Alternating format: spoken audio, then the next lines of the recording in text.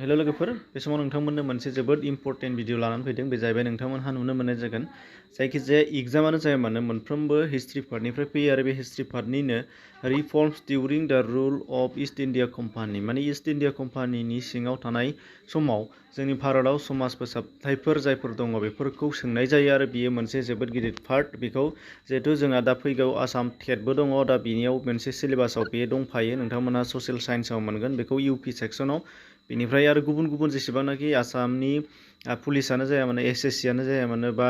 आरआरबियानो जाया मानो गासैबो एग्जामावनो बेयो सिलेबासा थाखायो मानो होनबा हिस्ट्रिया मोनफ्रोमबो हिस्ट्रिया सोलाया पार्ट बाय पार्ट थाखायो दा बेयावनो नोंथांमोननो बाहाय लाबोनाय जादों आरो बेवहाय थागोन गासै नोंथांमोनहा नुनो मोनगोन जेरैहाय जेराव सिलेबास बेस हिसाबै दङमोन जोंना एडमिनिस्ट्रेटिभ रिफर्म्स एबा खुंथायारि सोलायनायनो बेनिफ्राय रिभिनिउ एन्ड कालेक्सन रिफर्म्स एबा खाजोना राहा सोलायनाय बेनिफ्राय इडुकेसनेल रिफर्म्स सोलोंथायाव सोलायनाय बेनिफ्राय माखासे समाजफोर जायफोर जोंनि भारतनि मानसिफोरजों दाजादों बेफोर जाबाय जेरैजाय ब्रह्म समाज प्रार्थना समाज आर्य समाज रामकृष्ण मिशन बेफोर गासै मोनब्रैनि सोमोन्दै बेवहाय दङ बे स्पेसियेलि टेटनिफ्राय बे सिलेबासा दङ आरो गुबुन गुबुननिफ्राय गुबुन गुबुन जागोन दा बेनि जेसेबांनाखि इम्पर्टेन्ट कुइसनफोर जानांगोन बेनि सायाव नोंथांमोननो बेखौ आपडेट लाबोदों दा फैदो फारि फारि जागायलांदिनि दा बेयावहाय नोंथांमोननो बहाय स्टाइलास लानानै लिरनाय हिसाबै बाहाय आङो सिन बोनायाव स्टाइलासा गाबगोन एसे एनै बेखौ नोंथांमोनहा जेबो गाज्रि मोननो नाङा एबा जेबो प्रब्लेम जाया होननानै आं सानदों दा फैदो जागायदिनि जोंना फार्स्टआव कुइसन होदों आं कर्नवालिस संहिताखौ सोर दादोंमोन होनदों जाय कर्नवालिस संहिताया मोनसे जोबोद गिदिर खुंथायारि सोलायनाय दंमोन एडमिनिस्ट्रेटिभ रिफर्म्सआव बियो गोलैदों बेखौ लर्ड कर्नवालिस बिथाङा गभर्नर जेनेरेल जानाय समाव बेखौ बानायदों होनदों कर्नवालिस संहिता आरो बिनि मिनिंआ मा बेखौ नायदों दा जोंनि इन्डियायाव मा खालामदोंमोन होनदों ईस्ट इंडिया कम्पानिया साख्रिआवलाफोरखौ दान बान्थाखौ मोजां होआखैमोन ओमफ्राय प्रमसन खालामाखैमोन इन्डियानि मानसिफोरखौ बेनिफ्राय आरोबाव मा खालामदोंमोन साख्रिआवलाफोरा गोबाङानो घुस जानानै खामानिखौ मोजां मावामोन कम्पानियाव मोजां जेबो मा होनो कालेक्सन थिखोनानै होनो हायामोन दा बेनि थाखायनो लर्ड कर्नवालिसआ बेखौ खालामदों होनदों मा कर्नवालिस संहिता मुंनि मोनसे मा होनो खान्थि खालामदों आरो बेयावहाय मा खालामदों बिथाङा कम्पानिनि सिङाव थानाय साख्रिआवलाफोरनो दान बान्थाखौ बांहोदों जायफोरा घुस लानानै खामानि मावदों बिसोरखौ एरेस्ट खालामदों आरो बेनिफ्राय गासैबो इन्डियान मानसिफोरखौ जुदि मोजां मावदोंबा गुबुनफोरा जेरै मोनदों गावसोरनि इंलेन्डनि मानसिफोरा जेरै प्रमसन जादों बिदिनो गोजौ थाखोआव प्रमसन जादों होनदों आरो बेफोर खामानिनि थाखायनो प्रमसन खालामि घुस लानाय होबथारिया दान बान्था बांहोयि इन्डियानि मानसिफोरखौ दा बेनि सायावनो जोंना मा खालामदोंमोन 1857आव मोनसे मा जादों सिपाहि मुभमेन्ट एबा सान्थ्रि बिग्रायनाया जादोंमोन जायखौ मंगल पान्डे बिथांमोनहा सोमावसारदोंमोन आरो मंगल पान्डेयानो सिगांसिन बुथारजानो गोनां जादोंमोन आरो बेजों लोगोसे ईश्वर सान्डेयाबो फासि होफाजादोंमोन आरो बेनिफ्राय बे सान्थ्रि बिग्रायनायखौ जेराव जोंनि आसामाव मनिराम देवाना दैदेनदोंमोन दा बेखौ जोङो गोसोआव लानांगोन बेनिफ्राय दा भारतआव पिडब्लिउडि बिफान एबा पाब्लिक वे डिपार्टमेन्ट जेखौ जों दासिम दङ जोंनाव दा बेखौ सिगांसिन खालामजेननाया सोर होनदों बेबो लर्ड कर्नवालिसआनो खालामजेनदों होनदों गाव खुंथायनि मोननाय समाव बिथाङा बे समावनो बानायजेनदों पिडब्लिउडि डिपार्टमेन्टखौ बेनिफ्राय भारतआव सोर डाक टिकेट बाहायजेना होनदों माने पस्टनि डाक टिकेट बेखौबो लर्ड कर्नवालिस बिथाङा बाहायजेनदों होनदों बेनिफ्राय नेक्स्टआव दङ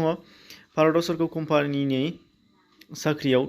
भारतारिफोरखौ सोर गिबिसिनै कम्पानिनि साख्रियाव थिसनजेनदोंमोन होनदों बे जाहैबाय कम्पानियाव साख्रि थिसनजेननाया जाहैबाय लर्ड हेस्टिंसआ कम्पानियाव भारतनि मानसिफोरखौ थिसनदों सिगांनि समाव गासिबो इंलेन्डनिफ्राय लाबोनाय गावसोर मानसिफोरखौसो साख्रियाव थिसनदोंमोन जिखुनु जाया मानो बेयाव सान्थ्रियानो जाया मानो एबा कम्पानिनि सिङाव जानाय माखासे लेबारनिफ्राय लानानै अफिसार रेंकनिसिम गासिबो साख्रियावलायानो जाया मानो बेयाव रावखौबो सोआखैमोन नाथाय गभर्नर जेनेरेल लर्ड हेस्टिंसआ बेखौ खालामजेननो होनदों बेनिफ्राय भारतारिखौ नैबे दं जादों भारतारिखौ सोर आदालतनि बिजिरगिरि बिबानाव थिसनजेनदोंमोन होनदों माने मा होनदों जास्टिसनि चिफ जास्टिस एबा मा होनो जास्टिस बिबानगिरि एबा बिजिरगिरि बेफोरनि बिबानगिरिखौ थिसनजेनदोंमोननो कर्ट एबा बिफानाव बे जाहैबाय लर्ड हेस्टिंसआनो बेखौ सोजेनदों दानिया मोनसेया जाहैबाय ईस्ट इंडिया कम्पानिया फैनायनि सिगाङाव जोंनि भारतआव खाजोना राहाया माबायदि दङमोन होनदों बे जाहैबाय रायट खान्थिया मा जादों राइट खान्थि सोलिदोंमोन राइट खान्थिया जाहैबाय नोंथांना जेबो नङा बे राइट खान्थिया जोंना गामिनि थानाय जायफोर रायजो राजाफोर एबा आबादारिफोर बिथांमोना गासै खाजोनाखौ राजानि न'आवनो गाव हारसिङै थांनानै हैनांगौमोन दा बेजोंनो जाहैबाय राइट खान्थि नाथाय बेखौ फैनानै ईस्ट इंडिया कम्पानि फैनानै इंराजफोरा बेखौ साफा साफा कालेक्टरनि सिङाव दोनदों आरो मोनफा मोनफा खाजोना खांग्रा जायगा फसंनानै बेजों कालेक्सन खालामदों आरो बुथुमदोंमोन होनदों दा बेखौनो सोलायनाय लाबोदों बेनो मोनसे सोलायनाय दानिया फैदों भारतआव अरायथाथि खालामनाय खाजोना राहाखौ सोर बाहायजेना होनदों माने मा भारतआव हानि नामजारि खालामनाय होनदों हानि नामजारि खालामनाय एबा अरायथा हानि जायफोर हा जाय जायगायाव आबाद मावो बे हानि थाखाय बे हानि बिगोमानि मुं खालामना होदों होनदों एबा हा राननानै होनाय दा बेखौनो होनदों अरायथाथि खालामनाय बेखौ लर्ड कर्नवालिसआ खालामदों आरो बिनिफ्राय हाखौ बिगोमाफोरा मोनथारदों होनदों नाथाय जायफोर आबादारिफ्रा हा मोननायनि उनावबो खाजोनाखौ सरकारनो होनो हाया बिसोरनि थाखाय बे हाखौ सेनानै लाफिननाय जादोंमोन होनदों बे कर्नवालिसआ बिनि उनावहाय मोनसे इम्परटेन्ट बाव हानि फाट्टा जिहेतु जोंनाव दा फाट्टा थायो बयनिबो हा नाम्बार फाट्टा नाम्बार दाग नाम्बार बायदिसिना थायो दा बे फाट्टा नाम्बार एबा फाट्टा हिसाबै राननानै होजेननाया फाट्टा होजेननाया लर्ड हेस्टिंसआ होजेनदों होनदों बेखौ गोसोआव लानांगोन दा बेनिफ्राय सोलोंथाइनि बिथिङाव भारतआव सिगां समाव इंराजफोर फैनायनि सिगाङाव एबा इस्ट इन्डिया कम्पानि फैनायनि सिगाङाव माबायदियै माबायदि खान्थिजों जोंना सोलोंथाइ होयोमोन होनदों भारतआव बे जाहैबाय जोंना टल माद्रासा आरो मक्ताबाव होनाय जायोमोन दा बेफोर मा होनदों टलानो हिन्दुफोरनि धोरोमगुरुफोरनि न'आव होनाय मोनसे सोलोंथाइ जेराव हिन्दुफोरनि धोरोमगुरुनि न' ऋषिनि न' एबा ब्राह्मणनि न' बेयावनो बिथांमोना फोरोङोमोन आरो धोरोमनि आरो मानसिया माबोरै थांना थानांगौ आखल दायो माबोरै आखल मोजां जानांगौ बेनि बागै फोरोंनाय जादोंमोन दा बेखौनो टल होनदों आरो माद्रासा आरो मक्ताबाबो बेनो जेराव मुस्लिम धोरोमनि मानसिफोरनि गुरु मौलबिफोरा थायो बै न'आवनो मौलबि थाग्रायावनो फोरोंनाय जादोंमोन बेखौ होनदों माद्रासा आरो मक्ताब दा बिनिफ्राय 1781 ख्रीष्टाब्दआव मायथाइयाव थारमाने कलिकातायाव सोर माद्रासा सोलोंसालि गायसनजेनदोंमोन आरो बेनि इंराजफोरजों गायसनजेननानै गिबिसिन मोनसे सोलोंथायारि फसंथान होनदों बबेयाव कलिकातायाव गायसनदों माद्रासायाव गोदो कलिकातामोन दा केलकाता जाबाय दा बे जाहैबाय वारेन हेस्टिंसआ बेखौ गायसनजेननाय जादोंमोन बेनिफ्राय बानारस एबा बारानसियाव संस्कृत कलेजखौ सोर गायसनजेनदोंमोन होनदों माला 1792आव गायसनदों आरो बेखौ जनातन डानकान बिथाङा गायसनदों होनदों बे जाहैबाय मोनसे संस्कृत कलेज बबेयाव बारानसियाव गायसननाय जादों बेनिफ्राय मुंदांखा चार्ल्स उडनि उड्स डेस्पाच जायखौ उडनि फोरमायबिदां होननानै बुंनाय जादों दा बेखौ माब्ला दैथायहरनाय जादों होनदों बे जाहैबाय 1854 दा बेयाव दैथायहरनाय जादों बेखौ दा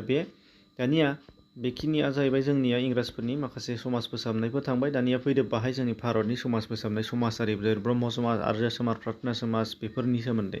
दा बेयाव नोंथांमोनहा थांनायनि सिगां नोंथांमोननो आं फंसे बाथ्रा बुंनो डिसक्रिपसनाव गोबां बेफोरबायदि भिडिअ दंजोबखायो सिलेबास बेस्ट गासैखौबो नोंथांमोना नायनो हागोन आप टु 25 हालागै भिडिअ दङ नट्सबो मोननो हागोन माखासेयाव आरो माखासेखौ नट खालामना लानांगोन दा बेफोर गासैबो सुबिदाया नोंथांमोनहा मोनजोबगोन टेट होगोनबा नोंथांमोना स्पेसियेलि बेयाव गासैखौबो मोनगोन आरो गुबुनफ्राबो बेयाव मोनगोन जिके हिसाबै दा फैदो बाहाय जोंहा मा नुदोंमोन ब्रह्म समाज सोंनायाव मा होनदों ब्रह्म समाजखौ सोर आरो माब्ला गायसनदोंमोन होनदों बाहाय माब्लाखौ आलादा सोंनो हागौ आरो सोरखौ माब्लाबा हारसिं आलादा सोंनो हागौ जिखुनु जाया नोंथांमोननो होफानाय जाबाय बाहाय दङ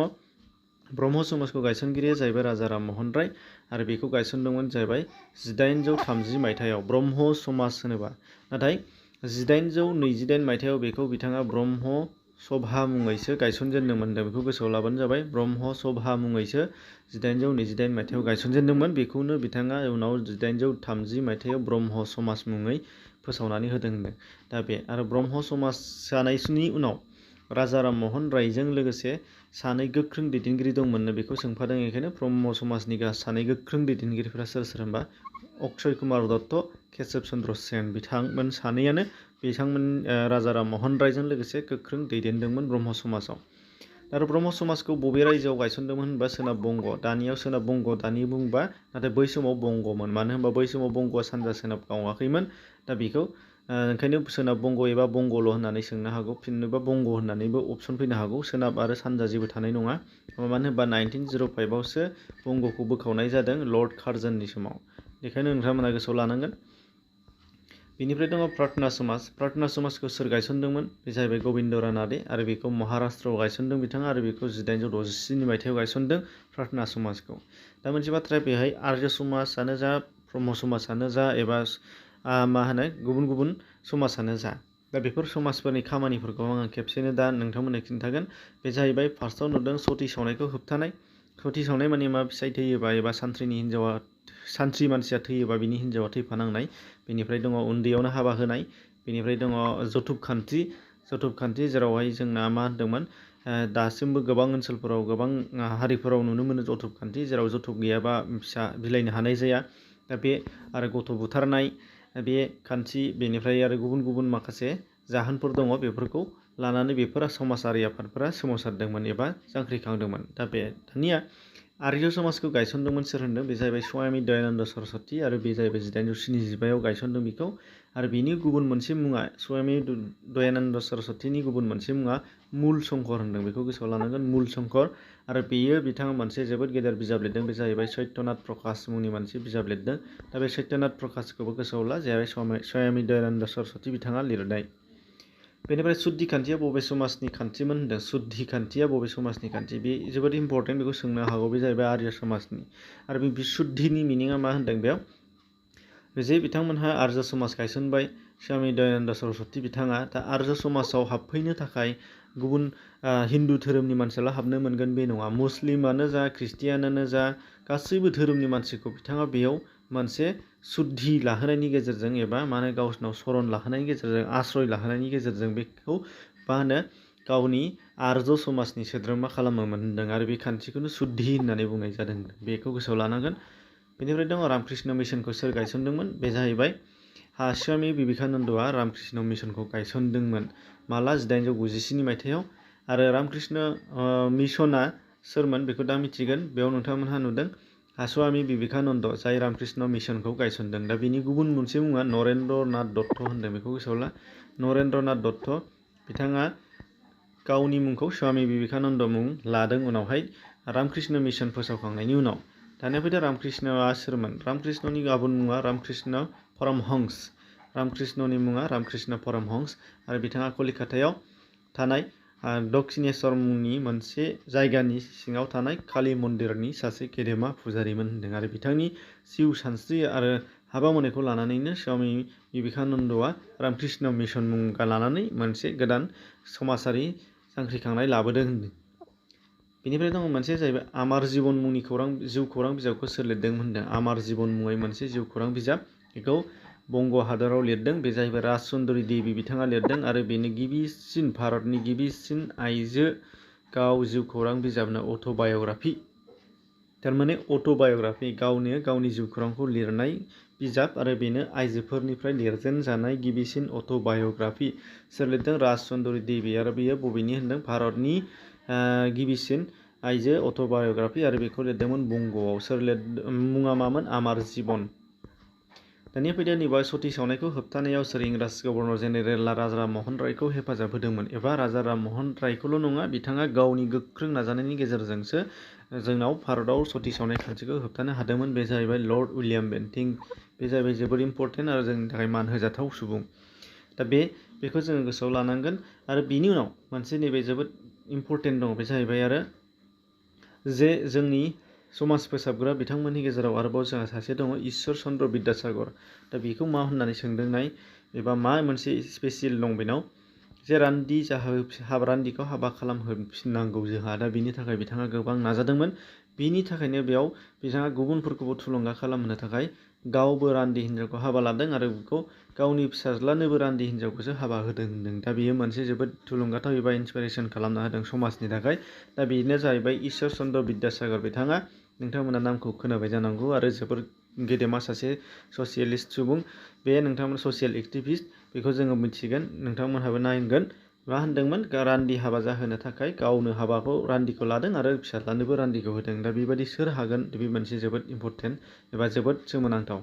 बाख्नायथाव दा बे मोनसे पार्टनिफ्राय बेखिनियानो जथेस्थ होननानै आं सानदों आरो बेनिफ्राय नोंथांमोना मोनसे मोननै नागिरनो हायोबा नागिरनानै लाबावगौ आं बेखौ 100% बुङा नाथाय 90% बेयो जागोन नाथाय नोंथांमोनहा लिभ लानायनि सिगां डिसक्रिपसनाव हाबलां आरो बेयाव गुबुन गुबुन भिडिअ नोंथांमोनहा मोनगोन एसेनोसै गोजोन्थों।